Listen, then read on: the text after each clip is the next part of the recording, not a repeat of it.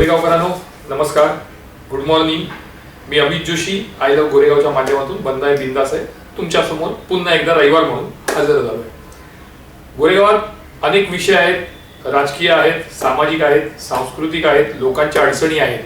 त्यामुळे आपण वेळोवेळी एक एक असा प्रश्न घेत असतो. आजचा प्रश्न मी थोडासा वेगळा घेतलेला आहे. पावसाळा सुरू झालेला आहे म्हणा किंवा पावसाळा सुरू होणार आहे. पाऊस म्हटलं की लोकांना बरं वाटतं की मस्तपैकी ओलं चिंब व्हायचं, पावसामध्ये भिजायचं, गरम गरम चहा आणि भजी खायची, मजा करायची. जोरात पाऊस पडायला लागला की घराच्या बाहेर पडायचं, रस्त्यावर उतरायचं, असं प्रत्येकाला वाटत असतं. पण गोरेगावातील अशी 20,000 लोक आहेत ज्यांना पाऊस आला की भीती वाटते. त्यांना असं वाटतं की जर मोठा सुसाट पाऊस आला, पाणी साचलं तर आपलं काय होणार, असं वाटणारे हे 20,000 लोक आहेत. आणि म्हणून मी त्यांच्याबद्दल आज तुमच्या समोर बोलणार आहे. गोरेगाव पश्चिमेकडील शास्त्रीनगर, मोतीलाल नगर नंबर 1, मिठानगर आणि सिद्धार्थनगर या ठिकाणी जवळजवळ 3,500 ते 4,000 कुटुंब आहेत. म्हणून मी 20,000 लोक बोललो. या कुटुंबियांना गेल्या 15 ते 17 वर्षापासून प्रचंड त्रास सहन करावा लागत आहे. पावसामध्ये धोधो पाऊस पडला म्हणजे मुसळधार पाऊस पडला तर या लोकांना मोठा त्रास होतो. ही सर्व मंडळी अस्वस्थ होतात. आज ही मंडळी संतप्त पण आहे, अस्वस्थही आहेत, नाराज आहेत, पण नाईलाज आहेत. याला कारण असं आहे की राजकीय श्रेयवादामुळे यांना हा सगळा त्रास सहन करावा लागतोय. आता तुम्ही म्हणाल कसा? 2005 पासून म्हणजे 2005 ला जेव्हा मुसळधार पाऊस पडला, म्हणजे अख्खी मुंबई जेव्हा पावसाखाली गेलेली, त्यावेळी आणि आज अनेकांना आधार मिळाला. अनेकांचे उंचवटे सिमेंटच्या रस्त्यांचे झाले. अनेकांनी आपली घरं 1 मजल्याची 2 मजली केली, का तर पावसामुळे त्यांचं बरंच नुकसान झालं होतं. शास्त्रीनगरचा मुद्दा असा आहे, म्हणजे सिद्धार्थनगर, मिठानगर, मोतीलाल नगर, शास्त्रीनगर या 3,500 ते 4,000 कुटुंबियांचा सर्वात मोठा प्रश्न असा आहे, तो म्हणजे नाला रुंदीकरण. नाला रुंदीकरणाचा प्रश्न हा गेल्या अनेक वर्षापासून असाच अडकलेला आहे. तो मार्गी लागलेला नाही आणि त्यामुळे त्याचा त्रास येथील नागरिकांना सहन करावा लागतोय. प्रचंड त्रास होतो. पावसाळा आला, सुसाट पाऊस पडला. सुसाट म्हणजे त्या भागामध्ये जवळजवळ 1.5 ते 2 फूट इतकं पाणी साचतं. त्यावेळी त्या लोकांची काय हालत होत असेल. दुकानामध्ये पाणी शिरतं, त्यांच्या गाड्या उभ्या असतात, अर्ध्या गाड्या पाण्याखाली जातात. घरातून खाली कसं उतरायचं, बाहेर कसं पडायचं असा प्रश्न या लोकांना पडतो. जोपर्यंत 1.5 आणि 2 फुटाचं पाणी अर्ध्या फुटापर्यंत येत नाही त्यापर्यंत या लोकांना घरातच बसावं लागतं. त्यांचं मानसिक त्यांना त्रास, त्यांचं आर्थिक नुकसान होतं आणि त्यातही शारीरिक नुकसान हे होतच होतं. त्याला कारण असं आहे की साचलेला गाळ, त्या नाल्यामधला घाण ही सगळी त्या पावसामुळे बाहेर पडते, ती पसरते आणि त्यामुळे रोगराई पसरते. त्यामुळेच हे शास्त्रीनगरचे रहिवासी नाराज आहेत. आता प्रश्न असा येतो की हा नाला रुंदीकरणाचा प्रश्न का रेंगाळलाय. त्याला कारण असं आहे की राजकीय शर्यवादाची लढाई. भगतसिंग नगर मध्ये जो शास्त्रीनगर मधून नाला लिंक रोड वरून भगतसिंग नगरकडे जातो, त्या नाल्याच्या अरुंदकरण हा सगळ्यात मोठा अडसर आहे. त्याचं रुंदीकरण करणं गरजेचं आहे. पण तिथेही राजकारण सुरू आहे. कारण भगतसिंग मधल्या 450 ते 500 झोपड्या आहेत, त्यांना जोपर्यंत हटवलं जात नाही तोपर्यंत हा प्रश्न सुटणार नाही. आता प्रश्न असा हा सुटत का नाही. मी काही लोकांशी तिकडे बोललो. त्या लोकांनी काही लोकांना 2 लाख 3 लाख 5 लाख दिले आम्हाला चांगली जागा मिळावी म्हणून. त्यांचं काहीच झालेलं नाही. पैसे कोणी घेतले, काय घेतले, एक तर ते त्यांना माहिती किंवा ज्यांनी घेतले त्याला माहिती. त्यांना पाठवणार होते मानखुर्दला. त्यांचं म्हणणं असं आहे की आमचं शिक्षण गोरेगावात, आमची मुलं इकडे शिकतात, आमचे रोजगार इकडे आहेत, मग आम्ही मानखुर्दला कसं जायचं. बरोबर आहे त्यांचंही म्हणणं. त्यामुळे आम्हाला इथेच कुठे आसपास द्या असं त्यांचं म्हणणं आहे. प्रशासन असं म्हणतं की नाही, तुम्हाला एक तर तिथे जावं लागेल की आम्ही तुम्हाला लिहून देतो, सध्या तुम्ही तिथे राहा, इथे जर पीएपीच्या जागा ज्या एसआरएच्या आहेत त्या जर उपलब्ध झाल्या तर आम्ही तुम्हाला देऊ. आता गोमशी आहे की हा प्रश्न कसा सुटणार, कारण हा राजकीय कात्रीत अडकलेला आहे. यापूर्वी शिवसेना प्रयत्न करत होती, नाही असं नाही. माजी नगरसेवक होते राजू पाध्ये, शाखा प्रमुख आहे संजय जयस्वाल, त्यांनी प्रयत्न केले. तिकडचे प्रदीप गावडे आहेत, वेळोवेळी ते सुद्धा पत्रव्यवहार करत असतात, पण त्यांना त्यात यश आलं नाही. आता प्रश्न असा आहे की 2019 पासून ते 2021 पर्यंत प्रभाग समिती अध्यक्ष जे हर्ष पटेल आहेत, कागदपत्र आहेत माझ्याकडे, ज्यांना बघायची असतील त्यांनी नक्की मला सांगावं, मी झेरॉक्स कॉपी काढून त्यांना पाठवून देईन किंवा त्यांनी माझ्या कार्यालयात येऊन बघावं. त्यांनी पी दक्षिण विभाग, अतिरिक्त आयुक्त आणि पालिका आयुक्त चहल यांच्यासोबत जवळजवळ 20 ते 25 पत्रव्यवहार केलेले आहेत की तुम्ही शास्त्रीनगरचं नाला रुंदीकरण करा किंवा त्या लोकांना तुम्ही तात्पुरती जागा कुठे उपलब्ध करून द्या. त्यांनी बरेच प्रयत्न केले हर्ष पटेल यांनी. पण झालं असं की जेव्हा या प्रयत्नांना यश येत होतं, महानगरपालिका तयार झाली होती, आले, इकडचा आढावा घेतला, ठरलं की नाला रुंदीकरण करायचं. आणि तेवढ्यामध्ये काँग्रेसचे जे राज्यमंत्री आहेत प्राजक्त तानपुरे, त्यांचा एक आदेश आला, सूचना आल्या की जोपर्यंत या लोकांना तिथे पाठवलं जात नाही चांगल्या ठिकाणी, तोपर्यंत इकडचा नाला रुंदीकरणाचा प्रश्न आलं पत्र, त्यामुळे इकडचा प्रश्न रखडला. अच्छा, पी साऊथ विभागाचे जे सहाय्यक पालिका आयुक्त आहेत संतोष कुमार दोंडे, त्यांना लिमिटेशन्स आहेत, त्यांच्यावर कदाचित दबावही असेल, कारण त्यांनी जर ठरवलं तर नाला रुंदीकरण केव्हा येऊ शकतं, पण कदाचित त्यांच्यावर दबाव असावा. कारण तसं बघायला गेलं तर त्यांनी गोरेगावात आल्यापासून बरीच चांगली कामं केली आहे. लॉकडाऊन मध्ये त्यांची भूमिका चांगली आहे, ते सर्वांना भेटतात, ते सर्वांशी बोलतात, लोकांचे प्रश्न सोडवण्याचा प्रयत्न करतात, अशी त्यांची प्रतिमा आहे. पण धोंडेंवर मला असं वाटतं काहीतरी राजकीय दबाव आहे आणि म्हणूनच या राजकीय दबावामुळे नाला रुंदीकरणाचा प्रश्न आहे तो रखडलेला आहे. आता प्रश्न मी घेतो लोकांचा. 20,000 लोक आणि त्या साईडला म्हणजे इकडे जसा त्रास होतो तसा भगतसिंग नगर 2-3 जो आहे पाणी तिथेही साठतं, तिकडच्या लोकांनाही घरात पाणी आल्यानंतर त्रास होतो. मग ही लोक रस्त्यावर का उतरत नाही? ही लोक राजकीय लोकांवर विश्वास ठेवून का राहतात, त्यांच्यावर अवलंबून का राहतात? हा प्रश्न तर तेवढाच आहे. लोकांनी एकी दाखवायला पाहिजे, लोकांनी एकत्र रस्त्यावर उतरलं पाहिजे. जोपर्यंत तुम्ही रस्त्यावर उतरणार नाही, हा जो प्रश्न आहे तो राजकीय याच्यामध्येच अडकून राहणार. राजकीय श्रेयाची ही लढाई आहे, कोणाला सगळ्यांना राजकीय श्रेय पाहिजे. निवडणूक जवळ आली आहे, पालिका जवळ आहे. आज 20,000 मतं हे काही कमी नाही. 20,000 मतं 3 वॉर्डात निर्णायक ठरू शकतात, ह्याची कल्पना या राजकीय नेत्यांना आहे. त्यामुळे काही लोक भगतसिंग लोकांना, तिकडचे जे रहिवासी आहे 500-550, त्यांना फायदा व्हावा त्यासाठी प्रयत्न करतात.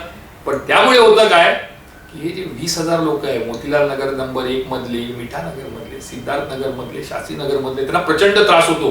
तो त्रास कमी झाला पाहिजे. कारण किती वर्ष, 16-17 वर्ष आज गोरेगावात काय नाहीये. म्हणजे तुम्ही 2014 पासून बघा, 2 मंत्री, खासदार 2, आमदार 2, त्याशिवाय बघा म्हणजे नगरसेवक 7, या सगळ्यांनी एकत्र येऊन ठरवलं. किमान वरिष्ठ नेत्यांनी जरी ठरवलं तरी शास्त्रीनगरचा रुंदीकरणाचा प्रश्न आहे तो सुटू शकतो.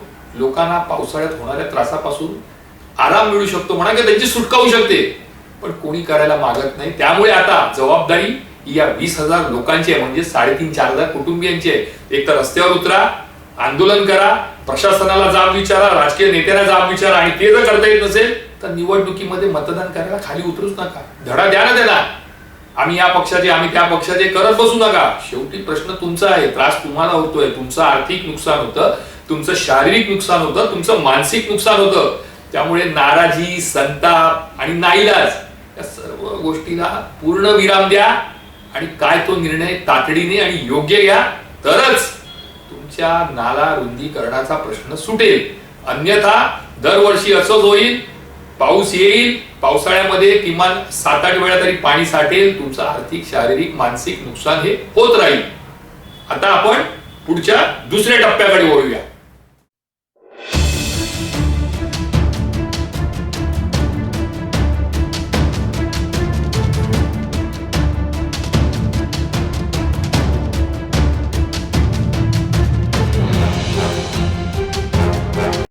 गोरेगावकरांना नमस्कार. आपला हा दुसरा टप्पा. हा दुसरा टप्पा थोडासा महत्वाचा आहे गोरेगावकरांसाठी, कारण आज आपण अशा व्यक्तीसोबत चर्चा करणार आहोत जो भाजपचा एक गोरेगावातला म्हणा, मुंबईतला म्हणा, महाराष्ट्रातला म्हणा एक चेहरा आहे. सध्या ते भाजपचे महाराष्ट्राचे उपाध्यक्ष आहेत आणि सर्वात महत्वाची गोष्ट, गोरेगावच्या भाजपच्या राजकारणातील पडद्यामागचे सूत्रधार. तर आपण त्यांच्याशी चर्चा करणार आहोत. जयप्रकाश जी नमस्कार. आई लव गोरेगांव में आपका स्वागत है. धन्यवाद. जयप्रकाश जी, सबसे पहले मैं आपको अभिनंदन दूंगा क्योंकि आप संयोजक है जो 8 साल मोदी सरकार ने पूरा किए. उनके लिए जो महाराष्ट्र भर, मुंबई से लेकर महाराष्ट्र तक लोगों को घर घर जाके मोदी जी ने जो उपलब्धियां की है वो उन तक पहुंचाना है. तो आप किस प्रकार से ये काम कर रहे हैं संयोजक का? अमित जी, सर्वप्रथम तुम्हाला खूप खूप धन्यवाद। ये सही बात है कि मोदी जी के 8 वर्ष पूरे हुए और पूरे देश में सेवा, सुशासन और गरीब कल्याण इस माध्यम से हम लोगों के बीच में जा रहे हैं और पूरे देश में एक योजना के माध्यम से हम मोदी जी के किए हुए कामों को लोगों तक पहुंचाना और जो काम पहुंचे हैं उसके बारे में जानकारी लेना। और हम सब जानते हैं कि देश के ही नहीं पूरी दुनिया के अगर सबसे शक्तिशाली नेता इस समय कोई होंगे तो हम नरेंद्र मोदी जी को मानते हैं। और मोदी जी एक ऐसे जो यशस्वी प्रधानमंत्री आज इस देश को हम मिले हैं, तो मोदी जी के गरीब कल्याण, सूचित अनुसूचित जाति, जमाती, शेड्यूल कास्ट, शेड्यूल ट्राइब्स, पिछड़ा वर्ग और मिडिल क्लास ऐसे लोगों के किए हुए कामों को हम उनके तक पहुंचाने का काम कर रहे हैं। और ये सही बात है कि महाराष्ट्र की जवाबदारी संयोजक के नाते मुझे दी गई है और पूरे महाराष्ट्र में जो शासकीय 36 जिले हैं और भारतीय जनता पार्टी के हिसाब से 68 जिले हैं, उन सभी 68 जिलों में भारतीय जनता पार्टी करीब 700 मंडलों में हम एक कार्यक्रम का नियोजन कर रहे हैं और उस नियोजन के माध्यम से लोगों के बीच में जा रहे हैं। इसमें ये जो आपकी टीम है, कौन कौन है इस टीम में सर? नहीं, देवेंद्र जी के और चंद्रकांत दादा पाटिल जी के मार्गदर्शन में हमने 18 लोगों की टीम बनाई है, जिसमें हम जानते हैं कि संयोजक के नाते मेरे पास जवाबदारी है, सह संयोजक के नाते संजय उपाध्याय जी मुंबई के हमारे महामंत्री हैं, प्रवीण घुगे जी हैं सह संयोजक, विक्रम पावस्कर, और हमारे 18 लोगों की टीम है जिसमें किसान मोर्चा के माध्यम से, महिला मोर्चा, युवा मोर्चा, अनुसूचित जाति, शेड्यूल कास्ट, शेड्यूल ट्राइब्स, फिर ओबीसी मोर्चा, फिर सेलिब्रिटी जो है, फिर बूथ के जो हमारे प्रमुख हैं, रैली के लिए हमने अलग से संयोजक नियुक्त किया, सोशल मीडिया और इस तरह से जो लाभार्थी हैं उन लाभार्थियों तक हम पहुंचे। ऐसे हमने 18 लोगों की टीम बनाई है और 18 लोगों की टीम के माध्यम से हम पूरे महाराष्ट्र में जो हमारे जिला अध्यक्ष हैं, हमारे खासदार हैं, हमारे आमदार हैं, हमारे नगर सेवक हैं, उन सभी के माध्यम से मोदी जी के किए हुए कामों को उनके बीच में लेके जा रहे हैं। आपको जयप्रकाश जी से लग रहा है कि जैसे अभी बहुत सारे काम किए, सबसे पहले मैं ये बताऊंगा लोगों को ये है कि एक तो मोदी जी को अपोज करे ऐसा चेहरा विपक्षी के पास नहीं, दूसरा उनके ऊपर भ्रष्टाचार के कोई आरोप नहीं है, और तीसरी बात यह है कि उन्होंने जो कुछ काम किया है, आपको ऐसा लगता है कि ये काम अगर आप जनता के सामने लेकर जाएंगे तो आने वाले जो स्थानीय स्वराज्य संस्था के इलेक्शन है उसमें कुछ फायदा हो सकता है बीजेपी को? देखिए, निश्चित तौर से किए हुए काम को सभी चुनाव में फायदा होता है उसका, चाहे मुंबई महानगर पालिका हो, चाहे महाराष्ट्र की नगर पालिकाएं हो, महानगर पालिका हो, चाहे देश का चुनाव हो। मैं कहूँ कि हमने ग्रामीण क्षेत्रों में जो किसान सम्मान योजना चलाई, मोदी जी ने किसानों के लिए जो मदद की, उनके अकाउंट में पैसा डालना, इसके पहले तक हम हमेशा देखते थे कि इसके पहले हमारे प्रधानमंत्री राजीव गांधी जी थे, उन्होंने कहा था कि मैं जब केंद्र से 1 रुपये भेजता हूँ तो 15 पैसे पहुँचते हैं, और रिकॉर्ड है, कोई मैं नहीं बोल रहा हूँ, 15 पैसे गरीब जनता तक पहुँचता है, किसानों तक पहुँचता है।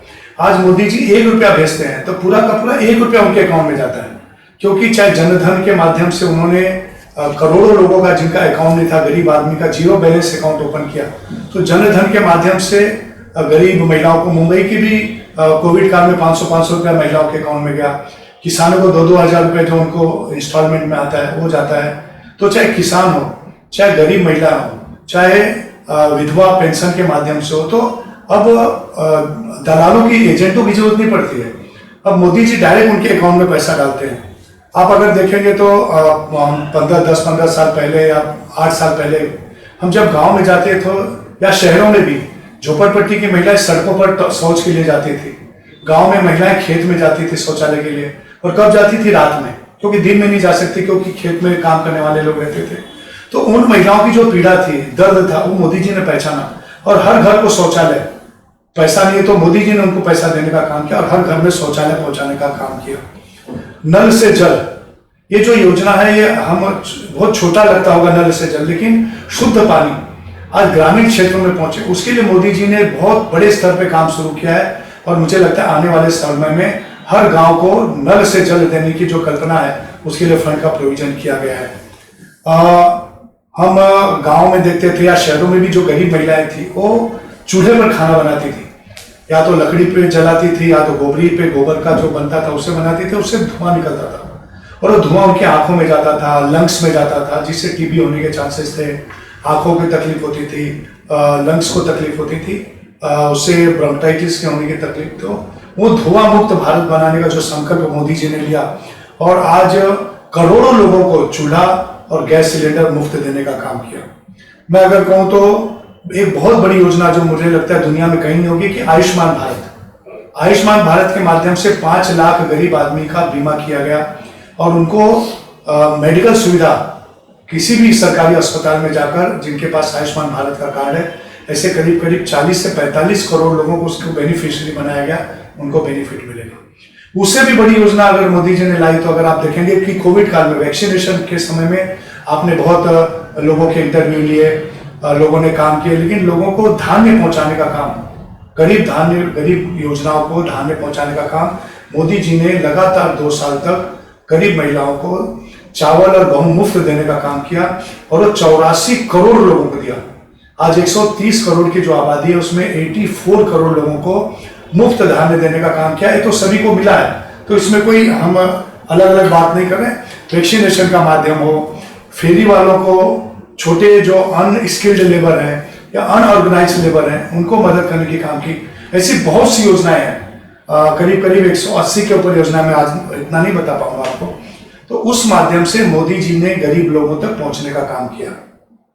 आपने जो पूछा कि इसका फायदा कितना होगा, तो हर काम फायदे के लिए नहीं किया जाता है, लेकिन हम गरीब आदमी को मदद कर सके। चुनाव में कौन किसको वोट करेगा, किसकी विचारधारा किससे जुड़ती है, कोई अलग विषय, लेकिन हम गरीबों तक पहुंचने का, मिडिल क्लास तक पहुंचने का, फेरी वाले, अनस्किल्ड लेबर के पास पहुंचने का काम मोदी जी ने किया है। और उसका निश्चित भारतीय जनता पार्टी की आगे की विचारधारा के लिए और लोगों से जुड़ने के लिए फायदा होगा। हे सगळे गोष्टी आपण यांना बाहेरच्या विचारल्या।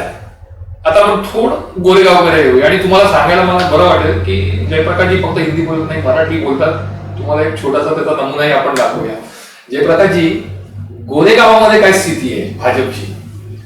नाही, हे बरोबर आहे की आता मोदीजी नंतर तुम्ही गोरेगावबद्दल मला विचारलं, आणि गोरेगावमध्ये भारतीय जनता पार्टी, तुम्हाला माहिती आहे की आफ्टर 2014 नंतर विद्या ठाकूर निवडणूक लढत होते, शिवसेना लढत होती, आणि गोरेगावकरांनी विद्या ठाकूरांना निवडून दिलं आणि निवडून दिल्यानंतर भारतीय जनता पार्टीने त्यांना मिनिस्टर केलं, मंत्री केल्यानंतर 5 वर्ष विद्या ठाकूरांनी गोरेगावात लोकांचा आणि जनतेच्या कामाबद्दल तुम्हाला माहिती आहे कामं केली आहेत। आपली त्याची यादी आहे। आता यादी आपण बोलू शकत नाही, कारण की मेजर वर्क जे केलेले आहेत, तर फ्लायओव्हर ब्रिज असू द्या, रस्ते असू द्या, लोकांना पाणीची व्यवस्था असू द्या, किंवा ईस्टमध्ये आपण कॅटल मार्केट काढून तिथे आपण बस स्टँड आणलं, असं खूप काम, सावरकर ब्रिज असू द्या, रेडारगोरे फ्लायओव्हर ब्रिज, CRZ ब्रिज आहे, असं खूप काम विद्या ठाकूरने करण्याचा प्रयत्न केला आणि 100% लोकांनी आम्हाला ते ॲप्रिशिएट केलं। आता त्याच्यानंतर युतीमध्ये मी निवडणूक लढलो, गोरेगावकरांनी 50,000 मतांना विद्या ठाकूरना निवडून दिलं आणि गोरेगावमध्ये त्याच्यानंतर 2017 महानगरपालिकाची निवडणूक झाली। त्याच्यामध्ये आमची युती नव्हती, तुम्हाला माहिती आहे 2014 पण युती नव्हती। भारतीय जनता पार्टीचे आमचे 5 नगरसेवक, 7 पैकी 7 वार्ड गोरेगावमध्ये आहेत। त्याच्या ईस्टमध्ये आमचे निवडून येऊ शकले नाही, सुरुवातमध्ये लीड होती, परंतु आम्ही निवडून येऊ शकलो नाही, परंतु गोरेगावच्या 5 वार्ड भारतीय जनता पार्टीने निवडून आणलं आणि ते पण 3, 4, 5,000 मतांनी निवडून आणलं। तर भारतीय जनता पार्टीची निश्चित परिस्थिती चांगली असं मी म्हणू शकतो। जयप्रकाशजी, लोक अशी म्हणतात, मी म्हणत नाही, मी एक पत्रकार आहे, मी बघतो आणि लिहितो, पण लोकांचं असं काही म्हणणं की भाजप म्हणा किंवा विद्या ठाकूरजी म्हणा, जयप्रकाशजी म्हणा, गोरेगाव पूर्वेकडे लक्ष देत नाही, फक्त पश्चिमेकडे जास्ती देतात। काय तथ्य काय याच्यामध्ये? नाही, तुमच्याकडे जे लोक म्हणतात त्यांची काही पीडा असणार, परंतु असं नाही आहे।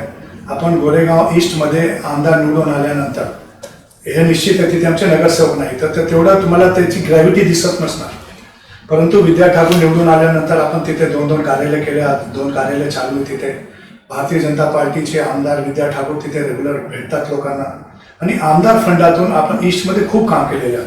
त्याची यादी मी कधी वाटलं तर मी तुमच्याकडे पाठवतो, आणि निश्चित आमच्या जे डोर टू डोर कॉन्टॅक्ट, जनसंपर्क, कार्यक्रमामध्ये विद्या ठाकूरांची हाजरी आणि लोकांना भेटणं, हा तुमचा प्रश्न व्हॅलिड आहे की तिथे नगरसेवक असल्यामुळे आपली तेवढी एफिशियन्सी किंवा कार्यकर्त्यांची वाटचाल असं दिसत नाही। पण आता तुम्ही बघितलं असणार की इलेक्शनमध्ये च्या पूर्वी आपले खूप कार्यकर्ता इलेक्शनमध्ये आणि निवडणूकच्या अलीकडेच ॲक्टिव्ह आहेत, आणि 2 वार्डमध्ये आमचा प्रयत्न आहे की भारतीय जनता पार्टीचा नगरसेवक आपण निवडून आणू, त्याच्यासाठी आमचा प्रयत्न चालू आहे. म्हणजे शेवटचा एक प्रश्न असा आहे की तुमचे 4 नगरसेवक तगडे, दीपक ठाकूर, हर्ष पटेल, संदीप पटेल, श्रीकला पिंपळे, हे तगडे, म्हणजे त्यांना जर उमेदवारी दिली त्या एरियातून तर ते 100% निवडून येणार अशी त्यांनी कामं तिथे केलेली आहे. आता गोष्टी अशी झालेली आहेत की 3 महिला वॉर्ड झाले, बरोबर, 3 महिला वॉर्ड झाले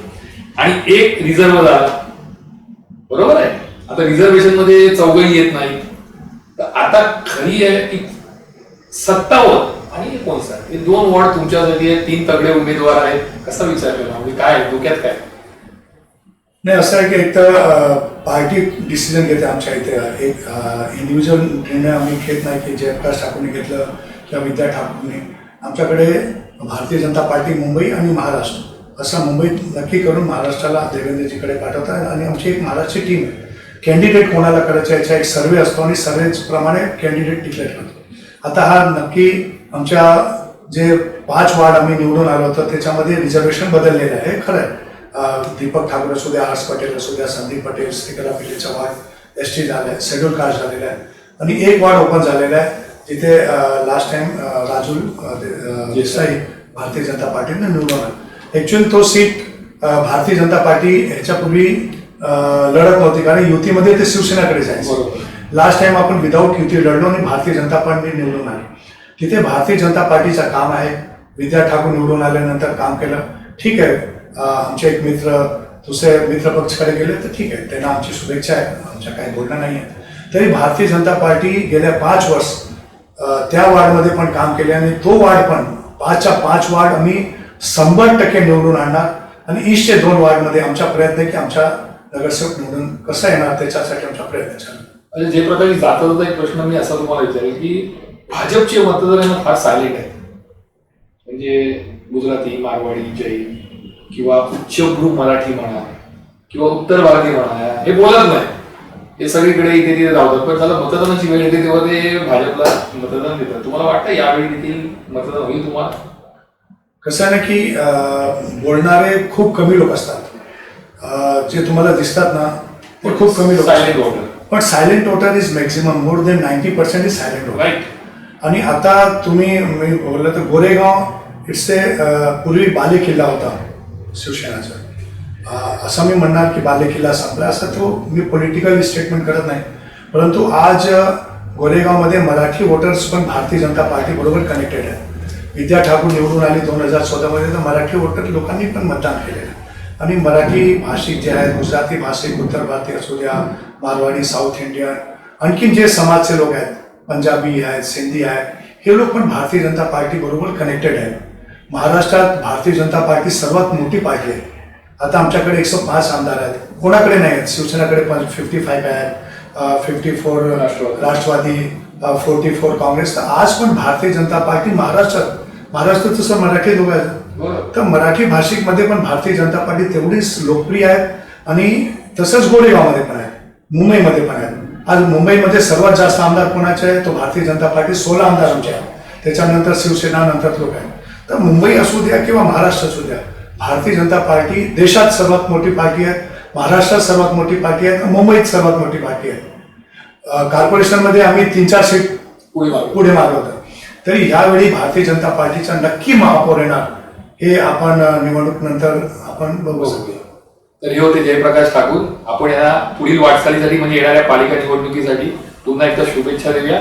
मी अमित जोशी तुमच्यासोबत पुन्हा येईल नवा विषय घेऊन, नवा गप्पा विषय घेऊन. तोपर्यंत बघत राहा, शेअर करा, सबस्क्राईब करा. गोरेगावकरांनो, जय हिंद, जय महाराष्ट्र. धन्यवाद. धन्यवाद सर, धन्यवाद, थँक्यू.